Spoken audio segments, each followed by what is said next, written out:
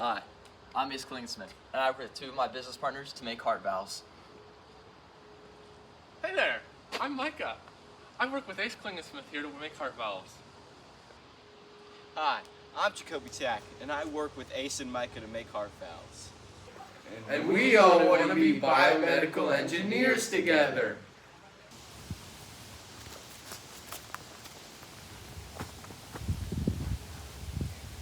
And we're asking for your investment in Trapdoor Industries. This here is an earlier design. So in this design, we use a straw to pump the water through. And then when you would flip it over, the marble would cover the straw. But unfortunately, it wasn't very good.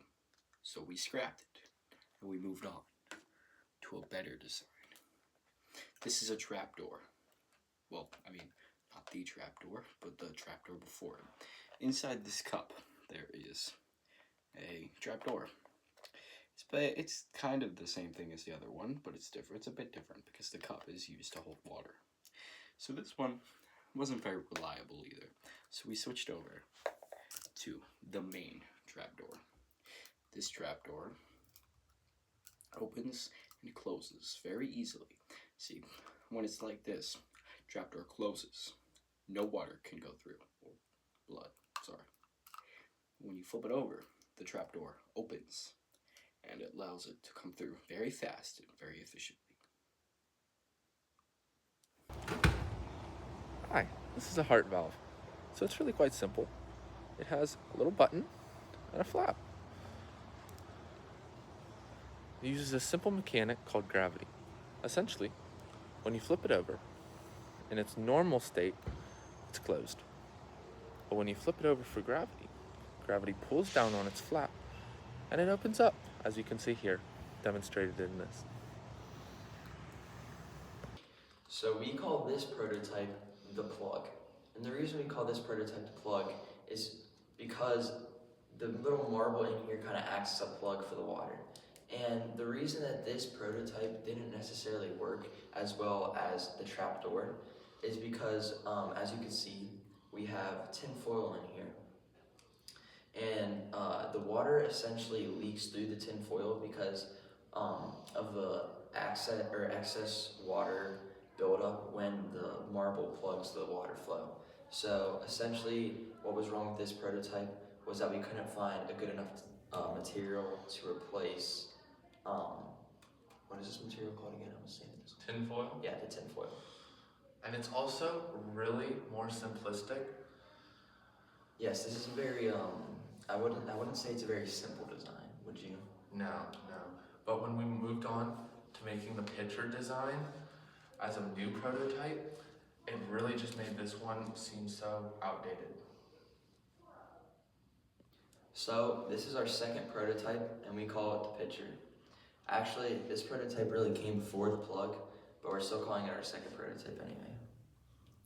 So the plug was really a decent design, but a problem with the plug was that it wasn't very durable. And as you can see, this bottom part here is all taped off, and it's very hard to get to this bottom part.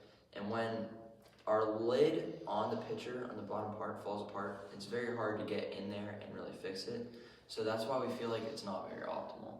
Now, when it isn't falling apart, it does its job very well, although we feel like if we want a good valve design, it should be durable, and we shouldn't have to worry about having to go get up in here, take this all apart, and fix it every time that this little door part on the bottom falls out. Yeah, right. Like Ace said, you want simplistic. In an actual human heart, you want it to be easy to replace. You want to be able to get in there, replace it, and it should be long lasting. Like especially with our trapdoor design, it just lasted a lot longer.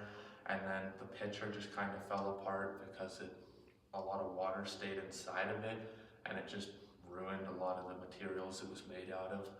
And yeah, that's about it for it.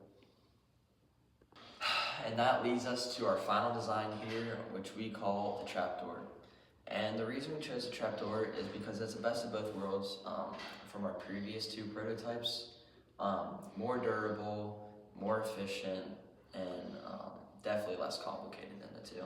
As you can see, it is literally just like a hinge that uses gravity, like Micah said before in his video, that when you turn it upside down, gravity pulls it down. Way more efficient, way more durable, way more less sophisticated, you could say. And for this prototype, it's very easy to design, very cheap to produce. So we need a small startup investment of $100,000 to mass produce these things and get them in people to help improve their lives.